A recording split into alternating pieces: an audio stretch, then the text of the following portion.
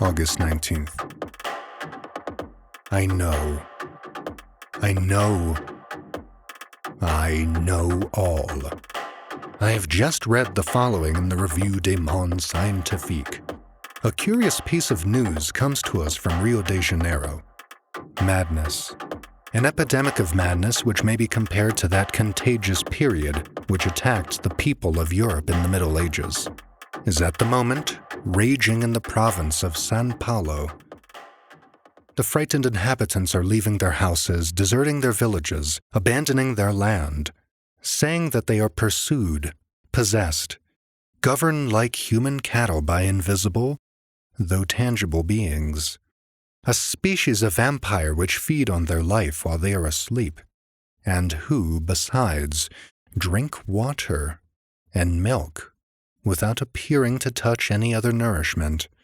Professor Dom Pedro Henrique, accompanied by several medical savants, has gone to the province of São Paulo in order to study the origin and manifestations of this surprising madness on the spot, and to propose such measures to the emperor as they appear to him to be most fitted to restore the mad population to reason.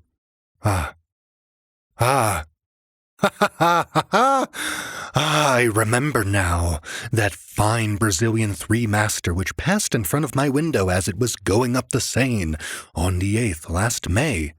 I thought it looked so pretty, so white and bright. That being was on board of her, coming from there, where its race sprang from, and it saw me. It saw my house, which was also white, and it sprang from the ship onto the land. Oh, good heavens! Now I can divine. Now I know.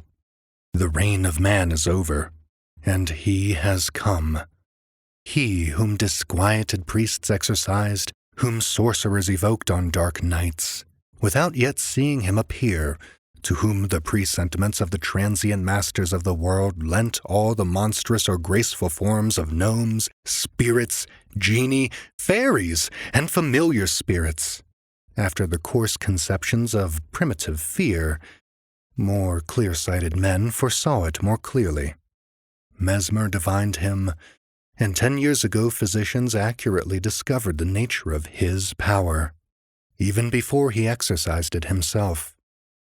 They played with that weapon of their new lord, the sway of a mysterious will over the human soul which had become enslaved. They called it magnetism, hypnotism, suggestion. What do they know? I have seen them amusing themselves like impudent children with this horrible power. Woe to us! Woe to man!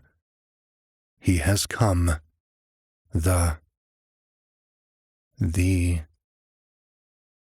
What does he call himself? I fancy that he is shouting out his name to me, and I do not hear him. Yes, he is shouting it out. I am listening. I cannot repeat it. Horla. I have heard. The Horla. It is he, the Horla. He has come.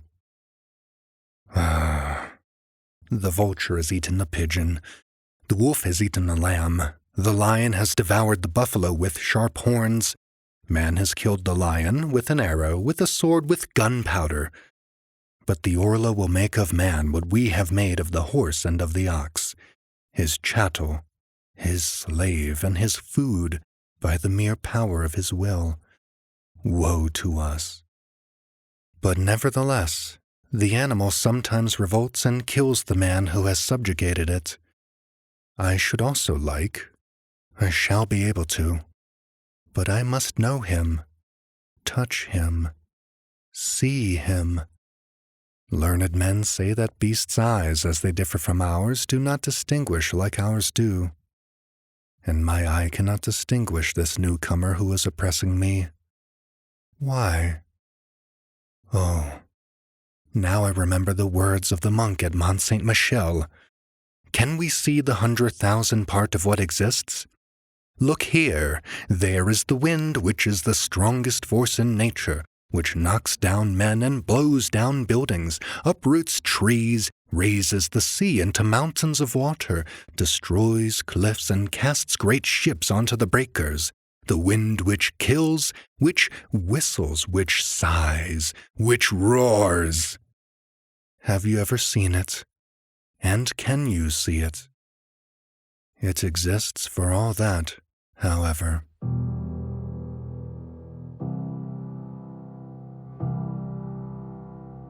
And I went on thinking. My eyes are so weak, so imperfect that they do not distinguish hard bodies if they are as transparent as glass. If a glass without tinfoil behind it were to bar my way, I should run into it just as a bird which has flown into my room breaks its head against the window pane. 1,000 things, moreover, deceive him and lead him astray. How should it then be surprising that he cannot perceive a fresh body which is traversed by the light? A new being? Why not? It was assuredly bound to come. Why should we be the last? We do not distinguish it, like all the others created before us. The reason is that its nature is more perfect, its body finer and more finished than ours.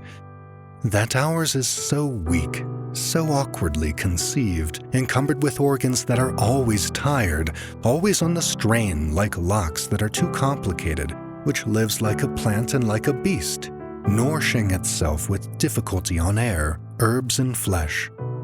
An animal machine which is prey to maladies, to malformations, to decay. Broken-winded, badly regulated, simple and eccentric, ingeniously badly made, a coarse and a delicate work. The outline of a being which might become intelligent and grand. We are only a few, so few in this world, from the oyster up to man. Why should there not be one more, when once that period is accomplished which separates the successive apparitions from all the different species? Why not one more? Why not one more? Why not also other trees with immense splendid flowers, perfuming whole regions? Why not other elements besides fire, air, earth, and water? There are 4, only 4, those nursing fathers of various beings. What a pity. Why are they not 40, 400, 4,000? How poor everything is, how mean and wretched, grudgingly given, dryly invented, clumsily made. Ah, the elephant and the hippopotamus? What grace! And the camel, what elegance! But the butterfly, you will say? A flying flower?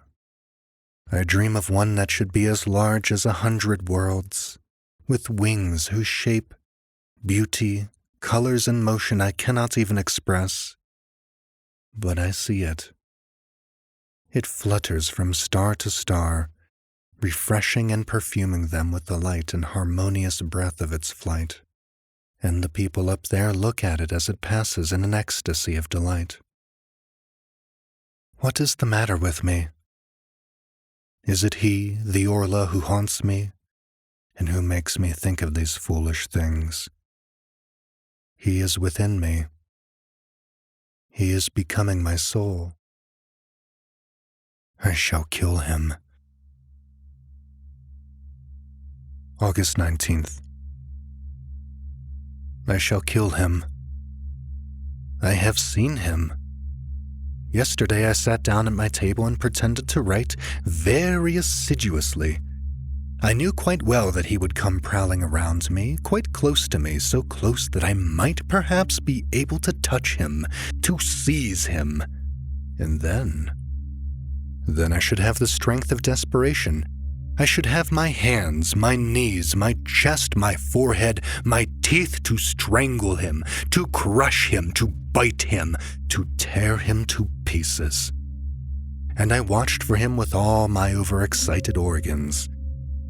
I had lighted my 2 lamps and the 8 wax candles on my mantelpiece, as if by this light I could have discovered him. My bed, my old oak bed with its columns, was opposite to me. On my right was the fireplace. On my left was the door, which was carefully closed after I had left it open for some time, in order to attract him.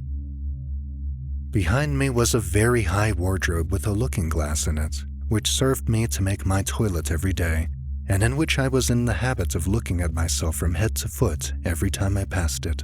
So I pretended to be writing in order to deceive him, for he was also watching me. And suddenly I was certain that he was reading over my shoulder, that he was there, almost touching my ear. I got up so quickly with my hands extended that I almost fell. Well, it was as bright as at midday, but I did not see myself in the glass. It was empty, clear, profound, full of light, but my figure was not reflected in it. And I was opposite to it. I saw the large clear glass from top to bottom, and I looked at it with unsteady eyes, and I did not dare to advance. I did not venture to make a movement. Nevertheless, feeling perfectly that he was there, but that he would escape me again, he whose imperceptible body had absorbed my reflection. How frightened I was! And then, suddenly, I began to see myself through a mist in the depths of the looking glass, in a mist as if it were through a sheet of water, and it seemed to me as if this water were flowing slowly from left to right, and making my figure clearer every moment. It was like the end of an eclipse. Whatever it was that hid me did not appear to possess any clearly defined outlines, but a sort of opaque transparency which gradually grew clearer. At last, I was able to distinguish myself completely, as I do every day when I look at myself. I had seen it, and the horror of it remains with me and makes me shudder even now.